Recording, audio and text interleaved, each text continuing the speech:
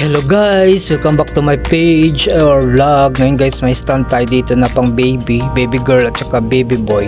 So, didekoritan natin to siya guys.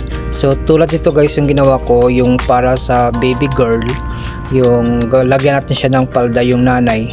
Tapos kasi may baby yan siya na hawak. So, yung baby na hawak niya is pang babae. So, lagyan natin siya ng kulay na pink na palda. So ganito lang guys, ginlo ko lang yan siya dyan sa yung tela na ito para sa kanyang Tapos nilagyan ko siya ng artificial foam para sa mga artificial flower lang yung ginamit ko dyan. So yung ginamit ko na bulaklak dyan is orchids na pink, since na babae yung baby yung hawak niya. So pink yung ilalagay nating bulaklak. So yung ginamit kong bulaklak, orchids lang yan dyan siya guys, at saka rose na malaki, at saka beyond yan na white. Tapos ayan kasi, ayan siya, pinababa ko lang yung orchids na ito, tapos nilagyan ko siya ng malaking rose na pink dyan sa unahan. Tapos nilagyan ko din siya ng beyond na white guys dyan sa likod para matakpan yung ating floral foam.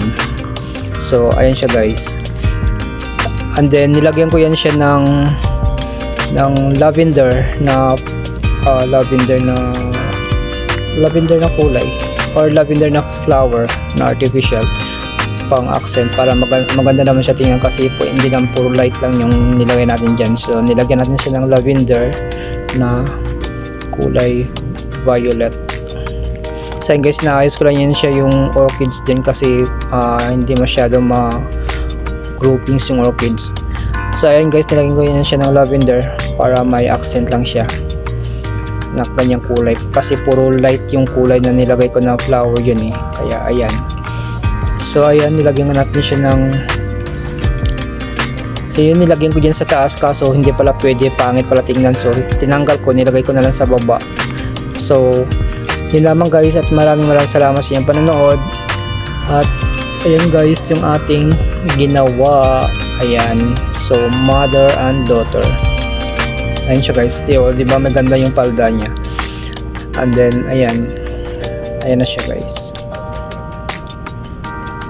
pang regalo to siya guys sa baby.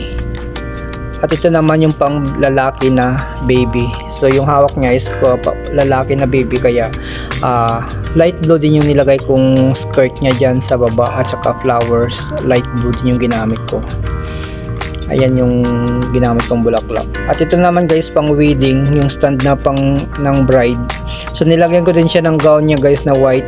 At ayan yung ating mga ginawa. 3 piraso lang yung ginawa ko, pang baby girl, pang baby boy, at saka pang bride. So yun lamang guys, maraming salamat sa iyong panonood, and God bless. Follow for more. Bye bye.